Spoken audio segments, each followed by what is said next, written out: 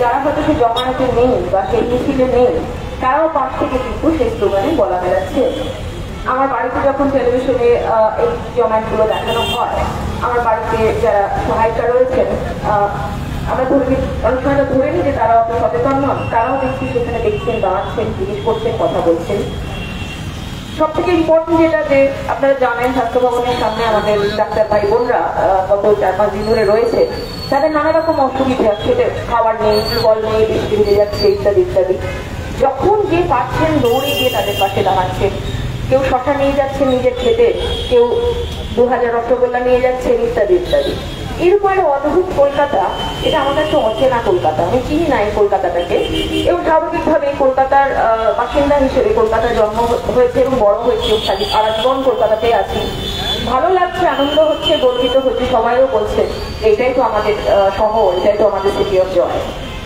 কিন্তু মুশকিলটা হচ্ছে আমরা এই আবেগগুলো পাশে সরিয়ে একটু বাস্তবতার দিকে তাকাতে মাঝে মাঝে ভুলে যাচ্ছি যে বাস্তবতার দিকে তাকানো ভীষণ জরুরি। কারণ আমরা প্রত্যেক দিন খবরের কাগজেই বলুন বা টিভিতে ব্রেকিং নিউজে বলুন, এমন এমন খবর পাচ্ছি যা আমাদের স্তম্ভিত করে দিচ্ছে। কিরকম সে খবর? প্রমাণ লোপাট। কিরকম সে খবর? ভয়ঙ্কর কিছু ধামাচাপা দেওয়ার জন্য উচ্চতম মহল থেকে প্রয়াস করা হচ্ছে, অবিরল মিথ্যে কথা বলা হচ্ছে, একেবারে চোখের পাতা না ফেলে মিথ্যে কথা বানিয়ে বলছেন প্রশাসকের পক্ষ থেকে, পুলিশদের পক্ষ থেকে। আর একটা শব্দ শিখছি আমরা, নতুন একটা শব্দ শিখেছি, সেটা হচ্ছে স্বাস্থ্য সিন্ডিকেট। হ্যাঁ, আমরা যারা পশ্চিমবঙ্গে থাকি সিন্ডিকেট শব্দটার সঙ্গে আমরা কম বেশি পরিচিত, কিন্তু সেটা অন্য একটা কনটেক্সটে। স্বাস্থ্য সিন্ডিকেট শব্দটা আমরা গত 1 মাসে জেনেছি, শিখেছি বলতে পারেন।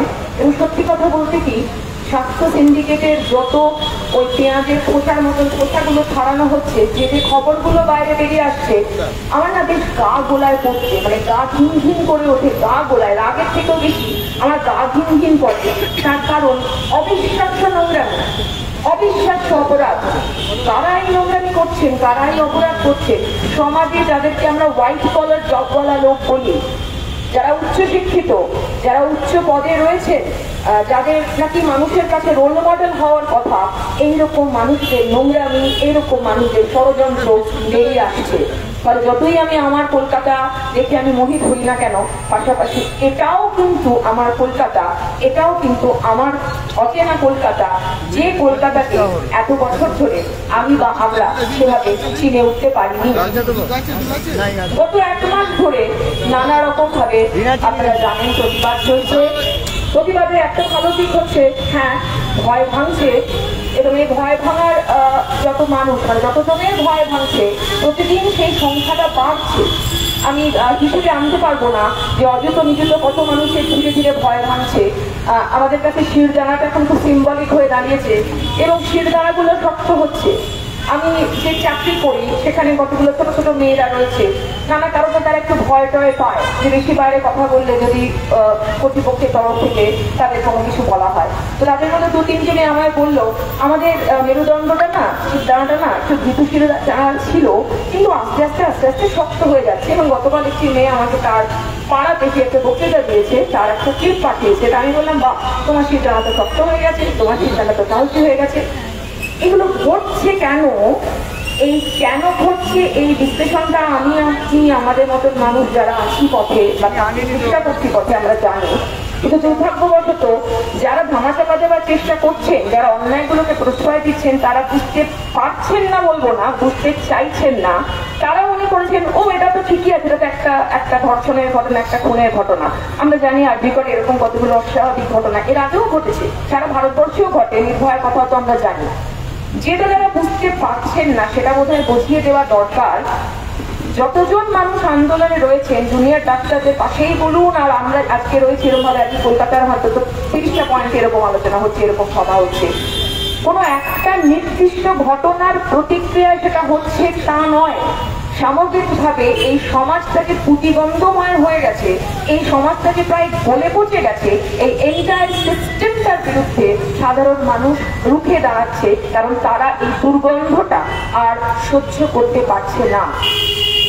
এটা ঠিকই, তিলোত্তমার কাছে আমরা চিরকৃতজ্ঞ থাকবো, কারণ সে তার প্রাণ দিয়ে বোধহয় ওই নর্দমার গেটটা খুলে দিয়ে গেছে, যার ভেতর থেকে গলগল গলগল করে ময়লাগুলো বেরিয়ে আসছে এবং আমরা সেই ময়লাগুলোকে পরিষ্কার করার কথা ভাবছি।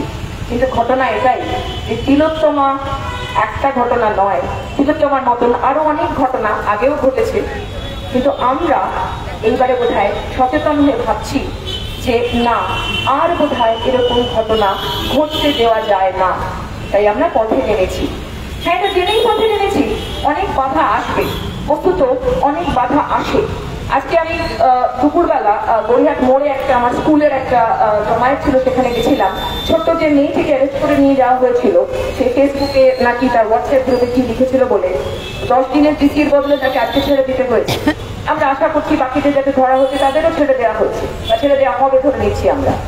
ফলত যতজন পথে নামছেন, যত মানুষ পথে নামছেন, লক্ষ লক্ষ, অভিজিৎ একটু আগে বলছিলেন কোটি কোটি মানুষ, তারা ভয় পান নিশ্চয়ই, কিন্তু ভয়টা ভেঙে তারা একটু একটু করে নামছেন, কারণ তারা জানেন ময়লা পরিষ্কার করতে হবে এবং ময়লাটা পরিষ্কার করতে গেলে, বাড়িতেও ময়লা পরিষ্কার করতে গেলে তো গায়ে ময়লা লাগতেই পারে, তাতে কি আছে, ময়লা পরিষ্কার করতে গেলে গায়ে ময়লা লাগবে, এটা জেনেই তারা পথে নামছেন। তার কারণ যে ঘটনাটা ঘটেছে সে ঘটনাটা আমাদের মূল থেকে নাড়িয়ে দিয়েছে।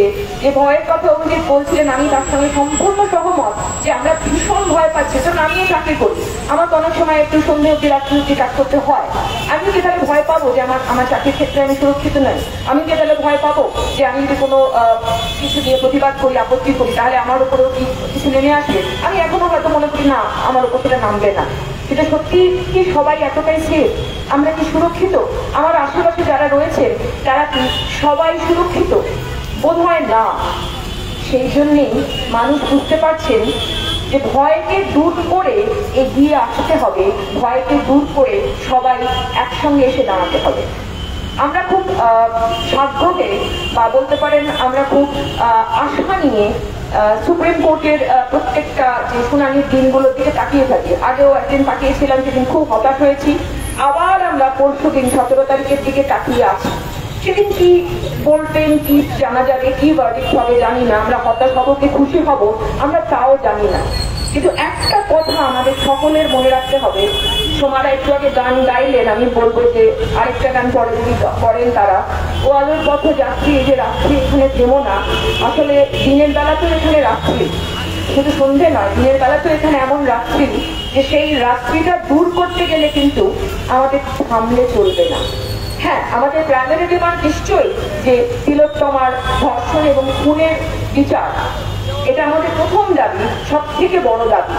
কিন্তু এই দাবির পাশাপাশি এই সমাজটাকে কলুষমুক্ত করা, এই সমাজের যত সিন্ডিকেট রয়েছে, এই সমাজে যেখান থেকে যা প্রতিবন্ধ বেরোচ্ছে সমস্ত সেক্টরে, অস্বীকার করার কোনো জায়গা নেই। এমন একটা সেক্টর বলুন যেখানে কোনো রকম কোনো দুর্নীতি নেই, না নেই, সব জায়গায় দুর্নীতি আছে। ফলত সামগ্রিকভাবে সমাজটাকে পরিবর্তন করার জন্য এই যে মানুষ এগিয়ে আসছেন, এই যে মানুষ পথে থাকছেন, এটা কিন্তু একদিনও বাদ দিলে চলবে না। একটু আগে আমরা সকলে আশঙ্কা বোধ করছিলাম যে পুজো এসে যাচ্ছে। আমি আজকে গড়িয়াহাট দিয়ে হাঁটতে হাঁটতে আসছিলাম এখানে আসবো বলে, তো দেখলাম গড়িয়াহাটে বাজার টাজার হচ্ছে, পুজোর মার্কেটিং হচ্ছে। হ্যাঁ, সে হোক না, তাতে কোনো অসুবিধা নেই। কেউ যদি জামা কাপড় কিনতে চান, কি পুজোয় প্যান্ডেলে যেতে চান, যেতেই পারেন, তাতেও কোনো অসুবিধা নেই।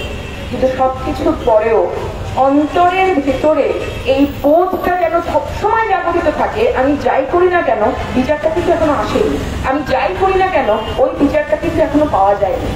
এই বোধটা জাগিয়ে রাখা, প্রতিদিনকার আন্দোলনের মধ্যে দিয়ে, প্রতিদিনকার কথার মধ্যে দিয়ে এই কনসিয়াসনেসটাকে, এই সচেতনতাটাকে জাগিয়ে রাখাটা সবচেয়ে জরুরি, কিন্তু সবচেয়ে কঠিন কাজও।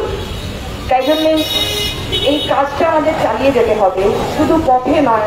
আমি যেখানে কাজ করি, আমার বাড়িতে যারা সহায়িকারা আসেন কাজ করতে, যেখানে যাকে পাবো প্রত্যেককে বলা যে ভুলো না কিন্তু, যে এটা কিন্তু এখনো বিচার আমরা পাইনি, ভুলো না কিন্তু ওই ঘটনাটা কিন্তু এখন আমরা প্রতিকার পাইনি।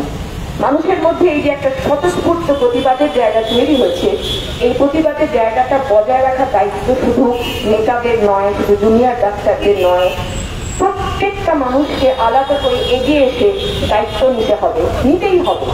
প্রত্যেকটা মানুষ এই আন্দোলনের শরীর প্রত্যেকটা মানুষ এই আন্দোলনের নেতা।